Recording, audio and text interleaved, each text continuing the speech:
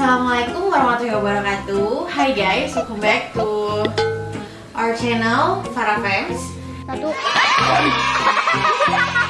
Nah, hari ini aku mau cerita ke kalian tentang all about Cesar, all about C-section atau apalah itu. Pokoknya aku hari ini mau cerita tentang semua hal yang aku rasain tentang Cesar. Karena aku juga mau cerita tentang pengalaman kehamilan pertama dan kedua aku yang jaraknya nggak sampai 2 tahun. Dan gimana-gimananya apa yang aku alamin, aku bakal cerita di video ini. Oke. Jadi buat kalian yang emang lagi cari-cari informasi tentang gimana ya kalau hamilnya jaraknya kedekatan padahal kalian sesar, atau rasanya bakal kayak apa, gimana sih rasanya melahirkan sesar, jawaban pertanyaan-pertanyaan kalian itu akan terjawab di video ini. Iya. Oke, jadi stay tune, tonton terus videonya. Semoga video ini bermanfaat buat kalian semua.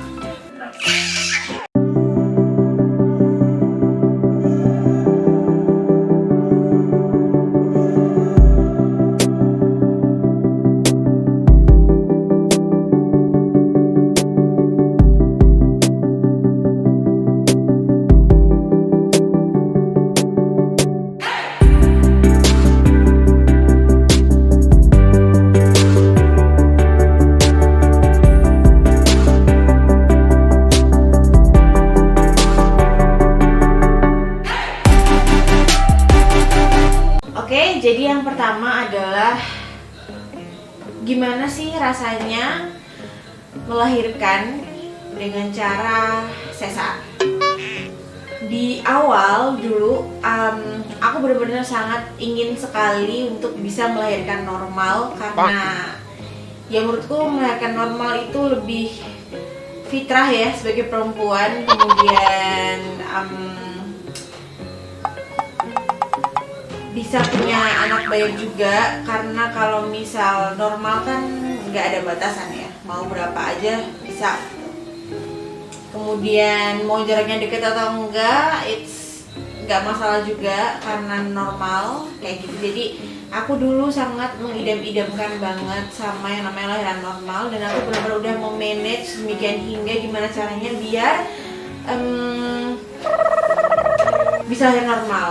Nah, for information, aku punya penyakit miopi, jadi minus. Mataku tidak bisa melihat dengan jelas pada jarak-jarak tertentu yang jauh ya, dan cukup banyak, di atas 6, dan itu cukup menjadi penghalang ya ketika aku melahirkan normal. Nah, sampai akhirnya kemudian aku mencari tahu bahwasanya ternyata dari ini yang aku tahu sebenarnya orang minus itu bisa melahirkan normal atau tidak itu adalah karena retinanya.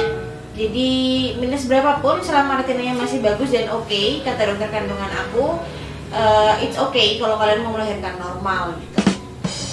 Nah, waktu itu aku menemukan dokter ini di usia kandungan 8 bulan. Kemudian surprisingly dokternya sangat open dan dia bilang, aku pernah kok mbak ada pasien minus 9 dan tapi dia retinanya normal, jadi ya nggak apa, dia normal gitu. Dan akhirnya aku dari situ diberikan pengantar atau rujukan untuk cek kondisi retina aku waktu itu. Dan ternyata memang di retina aku itu ada degenerasi retina, sehingga kemudian tidak disarankan untuk melahirkan secara normal. Kandunganku akhirnya setelah berdiskusi dengan suami dan kemudian menimbang-nimbang mana yang terbaik, akhirnya kita memutuskan untuk fix kita sesar aja, nggak apa-apa. Emang apa sih nggak boleh? Sombong amat. Akhirnya sesar. Gimana rasanya sesar? Tadi jadi cerita gimana aku bisa kemudian divonis harus sesar ya. Nah, gimana rasanya sesar? banyak orang bilang kalau misal nggak jadi ibu beneran nih kalau misal kamu melahirkan dengan cara sesar. Tapi menurutku ketika saat itu yang secara kesehatan memang tidak mungkin untuk sesar, aku merasa bahwasanya I don't mind gitu, maksudnya karena toh aku sudah berikhtiar semaksimal mungkin untuk bisa melahirkan normal, tapi ternyata memang terbentur dengan alasan kesehatan. Jadi yang menurutku itu bukan suatu yang masalah besar gitu, karena emang nggak bisa mau dipaksa kayak apa juga, daripada nanti pas kemudian kita melahirkan kemudian ada apa-apa kita tidak bisa merawat bayi kita, ya udah mending cari aman aja gitu. Okay. Nah kemudian banyak orang bilang sesar mah enak gitu, sesar mah enak, nggak sakit melahirkannya. Makanya dengan alasan itu kemudian banyak orang yang mengatakan bahwasanya kamu bukan ibu yang sesungguhnya ketika kamu melahirkan sesar, padahal it's totally wrong gitu.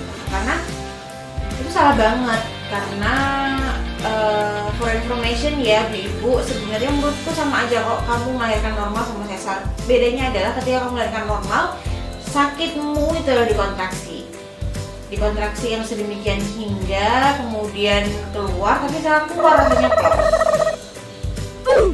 Nah, beda cerita kalau sama sesar nih. Kalau sesar tentu saja enak, kamu tidak terasa apa-apa ketika kamu melahirkan, ya iyalah orang dibius gimana mau kerasa gitu. Tapi sakitnya adalah paskanya gitu. Kalau mungkin orang melahirkan normal seminggu, 2 minggu kalian sudah bisa beraktivitas seperti biasa ya. Nah ini orang-orang yang sesar seminggu 2 minggu itu mereka masih struggle sama sakit yang ada di perut bekas sayatan pisau gitu. Bayangin kalian yang luka di jari aja kena pisau yang nggak seberapa kebuka, yang nggak terlalu cuma kegores doang, itu aja misal kalau agak dalam sedikit digerak-gerakin aja udah kaku gitu kan. Nah apa kabar ini pun yang perutnya disobek sampai dalam, sampai lapisan terdalam, dan itu panjang, tidak sependek ketika kalian tergores pisau gitu. Jadi for information itu sakit banget. Dimulai ketika kalian 24 jam mulai belajar berjalan, kemudian belajar angkat pantat, miring kanan miring kiri, itu aja udah sakit gitu. Dibawa jalan, belum masih mau begadang nyusuin anak, belum masih gantiin popok dia, gendong ketika dia nangis, and those kind of rutinitas newborn ya gitu. Jadi ya dibalik dari kata-kata itu sebenarnya kalian juga perlu, buat kalian nih yang melahirkan dengan cara sesar adalah nggak apa-apa gitu, maksudnya it's normal, dan nggak perlu berkecil hati karena ya udah itu cuma ibaratnya jalan yang kalian pilih, tujuannya sama dan untuk demi kesehatan ibu dan bayinya juga. Jadi please jangan minder buat kalian sesar, tetap aja sama ibunya kok, sama-sama kayak ibu gitu. Terus yang kedua adalah belum ya, ini sebenarnya masih yang pertama banyak banget. Rasanya sesar adalah sakit ya, jelas, of course kalian bakalan struggle sama yang namanya pemulihan pasca sesar. 12 jam kalian harus bisa duduk, 24 jam kalian harus bisa jalan, dan itu rasanya sangat menyakitkan. Kemudian belajar miring kanan, miring kiri, terus nggak boleh angkat berat, belum lagi punggung yang merasa sangat jompo ketika selesai operasi sesar ya, bungkuk sebentar rasanya sakit, nggak sakit sih, nyilu, keju kemang apa sih bahasanya. Pokoknya punggung kalian tuh tidak akan seprima ketika kalian sebelum operasi sesar. Rasanya kayak gitu, rasanya tidak, badan itu tidak tidak sefit sebelum kalian operasi sesar. Itu sih major inti dari pemeriksaan itu adalah tubuh kalian tidak sefit ketika sebelum kalian sesar. Even setelah kalian emang udah benar-benar pulih, ya ibaratnya efek pasca sesar tuh akan tetap ada gitu. Bahkan kadang setelah bertahun-tahun setelah sesar pun masih ada orang yang ngerasain nyeri di bagian jahitan ketika mereka kecapean atau ya kecapean sih, atau habis bekerja dengan berat, itu masih ada yang merasa sakit di jahitannya padahal itu setelah bertahun-tahun gitu.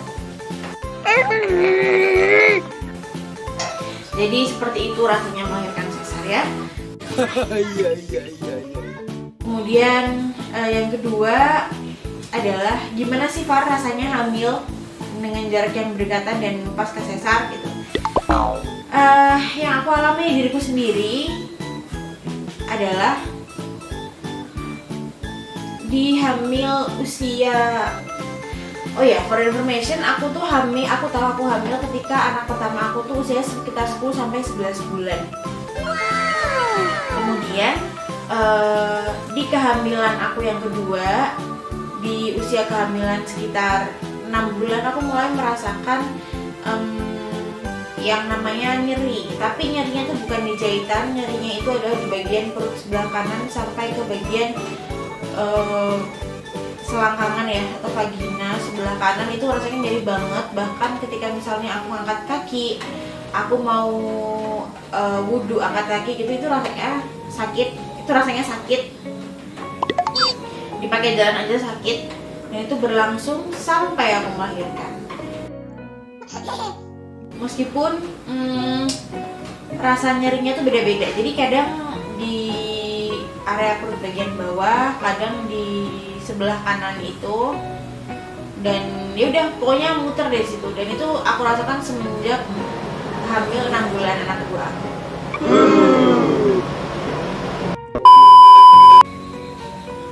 Nah, tapi sebenarnya aku digarisbawahi adalah tiap kehamilan itu punya punya pengalaman dan punya pengalaman yang beda-beda gitu. Kalau zaman hamil anak pertama, aku ngerasa aku memang nggak mual, tapi ketika aku salah makan aku bakal langsung muntah, dan itu parah banget, benar-benar kayak harus sampai kosong perut aku. Dan itu berlangsung selama 4,5 bulan kira-kira. Yang anak kedua ini emang Allah maha tahu banget kayaknya ya, karena aku juga ngurusin anak pertama aku. Yang anak kedua ini Masya Allah makannya aman jaya, enak banget, semua makanan aku mau, tapi lemahnya di situ tadi. Kelemahannya adalah tadi ketika usia 6 bulan sampai terakhir itu emang bener-bener aku ngerasa nyeri di bagian tadi yang udah aku sebutin gitu. Itu bedanya, dan itu bisa jadi karena efek dari jarak kehamilan yang terlalu dekat gitu. Karena ketika aku kontrol ke dokter, dokternya juga sempat bilang bahwasanya susternya sempat bilang juga, Bu, yang jaraknya 2 tahun lebih aja kadang masih suka nyeri gitu, apalagi ini yang nggak sampai 2 tahun. So ya aku menganggap itu adalah side effect dari jarak tadi yang terlalu dekat gitu.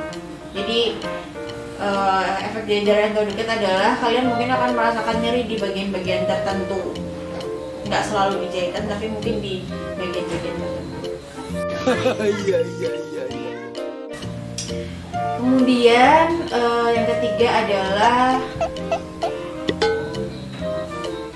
pemulihan anak kedua. Apakah sama dengan anak pertama? Jawabannya kurang lebih sama. Cuma aku merasa yang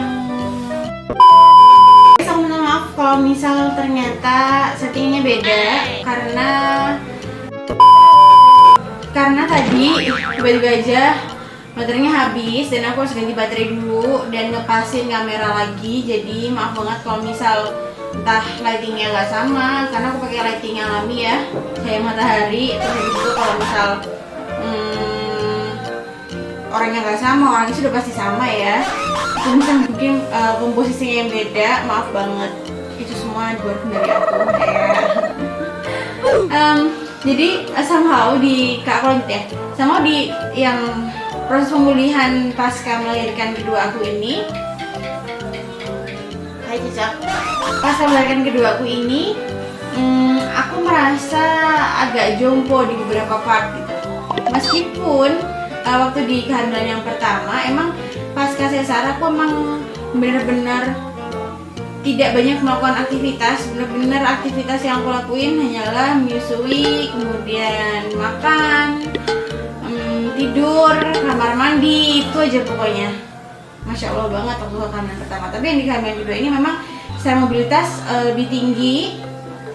Oh ya, di kehamilan pertama pemulihannya aku mulai aktivitas tuh mungkin sekitar anakku udah umur 2 atau 3 bulan gitu yang mulai mobilitasnya cukup tinggi. Tapi yang di anak pertama ini, yang anak kedua ini kan emang dari sekian belum sebulan aja emang mobilitasnya udah cukup tinggi ya Bun. Jadi aku ngerasanya tuh ketika misalnya aku terlalu capek atau aku berdiri terlalu lama itu agak sengkering-sengkering gitu. Dan menurutku itu masih dalam tahap normal, batas normal sih, karena memang ya namanya juga bis di black Bun ya. Jadi begitulah adanya gitu. Tapi bisa juga sih itu karena efek juga dari jarak kehamilan dekat tadi, itu juga bisa. Nah, apalagi yang bisa di-sharingin pasca sesar, aku rasa itu dulu sih kayaknya.